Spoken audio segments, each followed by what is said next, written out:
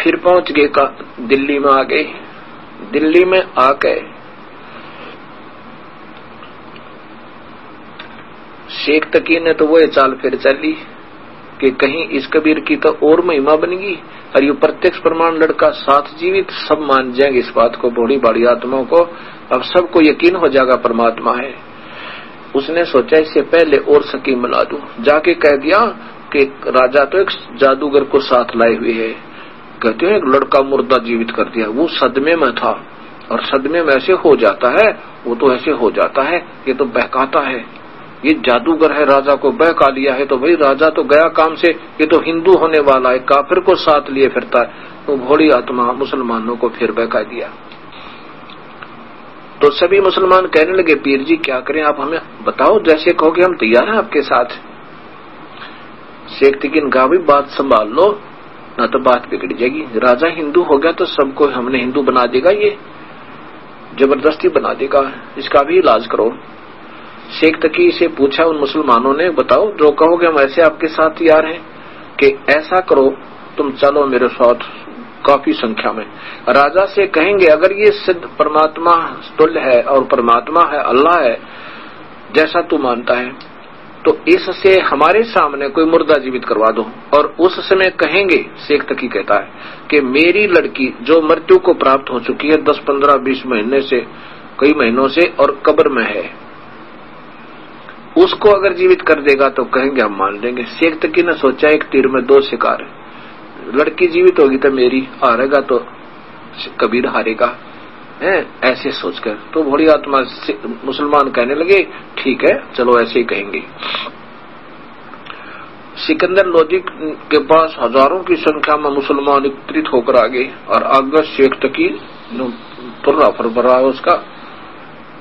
शेख तकी अंदर गया और पहरेदारों से कहा कि राजा से कुछ व्यक्ति मिलना चाहते हैं। राजा को संदेशा मिला, पता चला कि हजारों की संख्या में नगर निवासी आए हैं और कोई खास बात है। राजा ने कहा कि 10-5 व्यक्ति मौजूद से अंदर आ जाओ, मेरे से बात करो। शेख तकी भी और दो उसके पढ़ाए हुए मुसलमान वो अंदर चले गए। उन्होंने कहा कि हमने सुना कि आप किसी यानी हिंदू को साथ रखते हो, हिंदू पीर को, और वो आपने हिंदू धर्म स्वीकार करने की चेष्टा हो रही है, और वो कोई जादूगर बताया है, हमारे सामने कोई वो ऐसी लीला करे तो हम उसको मान जाएंगे। हम ये चाहते हैं कि अगर वो अल्लाह तुल्य है और कोई शक्ति युक्त संत है तो हम भी देखें, और हम चाहते हैं कि शेख तकी की लड़की को जीवित कर दे तो हम मान जाएंगे। शेख तकी कहता हम सब, मैं भी मान जाऊंगा कि वो भगवान है, अल्लाह है, मेरी लड़की को जीवित कर दे जो कब्र में दबा रखी है काफी दिन से, और नहीं तो फिर हम बगावत करेंगे। अब सिकंदर लोधी ने सोचा था यूं था कि ये खुशी मनावेगा कि मुर्दा जीवित कर दिया, अब तो मान गया होगा। उसके विपरीत और नई चाल चल दी। सिकंदर लोधी मायूस होकर कबीर साहब के उस कमरे में पहुंचे जहां पर कबीर साहब को आदर से राजा ने विश्राम के लिए रोका बैठा रखा था, यानी आसन दिया हुआ था। मायूस होकर बैठ के उनके चरणों में जाके जानी जान कबीर साहब ने कहा कि क्या बात राजन, कोई राजकाज में दिक्कत आ गई क्या, बहुत मायूस नजर आ रहे हो। शेख सिकंदर लोधी ने कहा नहीं परवरदिगार आप बैठे सिर पे, ऐसी कोई बात नहीं है, लेकिन ये जो शेख तकी है ना मेरा गुरु, ये मुझे जीवन जीने नहीं दे रहा। जब से मैं स्वस्थ हुआ हूं इसका आग लगी हुई है।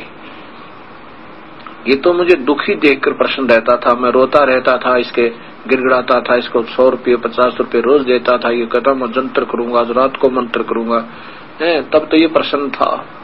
और अब मैं स्वस्थ हो गया और मुझे भगवान मिल गया, इसका आग लगी दाता। अब हजारों की संख्या में बड़ी आत्माओं को बहका कर ले आया और कहता है ये राजा काफिर हो गया, ये मैं जब जानू मेरे सामने, और मेरी लड़की को अब मुर्दा करके दिखाओ जो कब्र में दबा रखी है। वो लड़का तो सदमा में आया हुआ था, ऐसे हो ही जाता है। कबीर साहब कहने लगे चिंता ना करो, इसने मुझे तो जीने नहीं देना है, दुखी करना ही करना है राजन, पर ऐसे कह दो इस शेख तकी को कि आप मुनादी करवा दे सारे आसपास के क्षेत्र में कि आज से तीसरे दिन वो लड़की कब्र से निकालकर जीवित की जाएगी। राजा खुश हो गया कि जो कह दिया मालिक ने सत्य है। उसने कहा भी ठीक है, परवरदिगार ने कहा है राजा और मेरे मालिक ने अर्थात कबीर साहब ने कि तीसरे दिन वो लड़की जीवित की जाएगी और सब जगह मुनादी करा दो, किसी का और शक ना रह जा। उस निश्चित दिन को लाखों और हजारों की संख्या में दर्शक एकत्रित हो गए। कब्र फुड़वा दी। कबीर साहब ने कहा शेख तकी तू कोशिश कर ले पहले, कहीं फिर बाद में नंबर बनावे। उपस्थित जनों ने कहा कि दाता ये अगर इसके पास कोई शक्ति होती अपने बच्चे ने कौन मरने देवे और कौन कब्र में डाला है, ये तो फेल है, आप दया करो। कबीर साहब ने कहा शेख तकी की लड़की जीवित हो जा, नहीं जीवित हुई। फिर कहा शेख तकी की लड़की जीवित हो जा, नहीं हुई। तीसरी बार फिर कहा नहीं हुई तो शेख तकी ने नाचना शुरू कर दिया, भंगड़ा पा दिया। क्या बात कही, देखा ना ढोंगी का ढोंग पकड़ा गया, कभी मुर्दे जीवित होते और शुक्र है। कबीर साहब उस बेवकूफ ने नचाना चाहते थे, वो खूब नाच लिया ना, भंगड़ा पा लिया। अपनी पुत्री के जीवित होने न जीवित होने की का गम नहीं, कबीर साहब के हार जाने की खुशी मनावे। अपनी बेटी नहीं जीवित हुई इसका तो गम नहीं होना चाहिए था, दो के वह जीवित ना हो जाती तो खुशी होती। और उसके विपरीत कबीर साहब हारते दिखे ना, वो खुशी मना रहा, नो नाचर भंगड़ा पावे। कबीर साहब जब वो नाच लिया ना, खूब भंगड़ा पा लिया। जब कबीर साहब ने कहा कि शेख तकी शांत हो जाओ, खड़े हो जाओ, और नौकर का खड़ा बोल क्या बात है। कबीर साहब ने कहा हे जीवात्मा जहां भी है कबीर हुक्म से इसमें प्रवेश कर शव में और बाहर आ जा। उसी समय उस लड़की में ऐसे कंपन हुआ और वो लड़की जीवित होगी और चरणों में आकर दंडवत प्रणाम किया। बोलो कबीर साहेब की जय, बंदी छोड़ भगवान कबीर देव की जय। कबीर साहब ने कहा कि बेटी जा अपने पिता के साथ पुत्री, ये तेरे पिताजी शेख तकी हैं।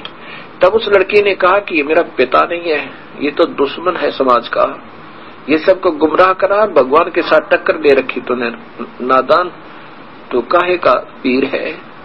पीर वही है जो पर पीर जाने, और इसका और मेरा हिसाब बराबर हो चुका। मेरी आयु इससे आगे नहीं थी, ना मेरा मनुष्य संस्कार था जन्म का। मैं तो अब 84 में जाने की तैयारी हो रही थी मेरी, तो ना जाने कहाँ का दुख उठाती। ये दया करी मेरे दाता ने। उस समय शेख तकी ने सब उपस्थित लोगों ने कहा कि आपने कमाल कर दिया, कमाल कर दिया। उस लड़की का नाम कमाली रख लिया। वो भी 12-13 वर्ष की लड़की थी, अपनी बेटी की तरह कबीर परमेश्वर ने अपने पास रखा और लड़की ने शेख तकी के साथ जाना मना कर दिया। और उसमें 1.5 घंटे तक प्रवचन किए उस लड़की ने। कबीर परमेश्वर की रजा थे, उनको दिव्य दृष्टि दी दाता ने।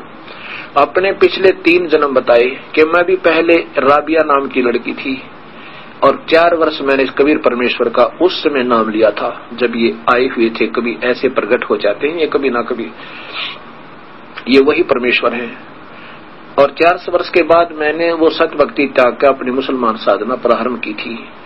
और मैंने एक कुतिया को भी अपने बाल पाड़ कर, उसके रस्सी बना कर, कपड़े उतार कर और कुएं से पानी निकाल कर उस कुतिया को प्यास बुझाई थी। उसके लिए मेरे लिए मक्का भी उठकर वहां आ गया था, मैं फिर भी मुक्त नहीं हुई।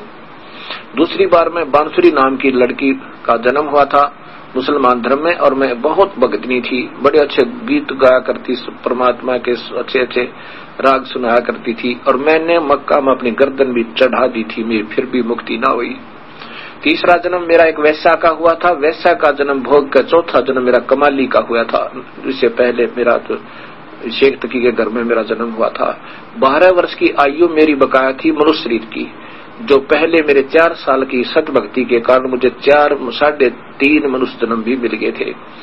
लेकिन इस सत भक्ति के बिना जीव का गुजारा नहीं हो सकता। कबीर परमेश्वर हैं, ये पूर्ण ब्रह्म है, सारी सृष्टि के रचनहार हैं, ये अनंत कोटि ब्रह्मांड के मालिक है। बोलो कबीर साहेब की जय।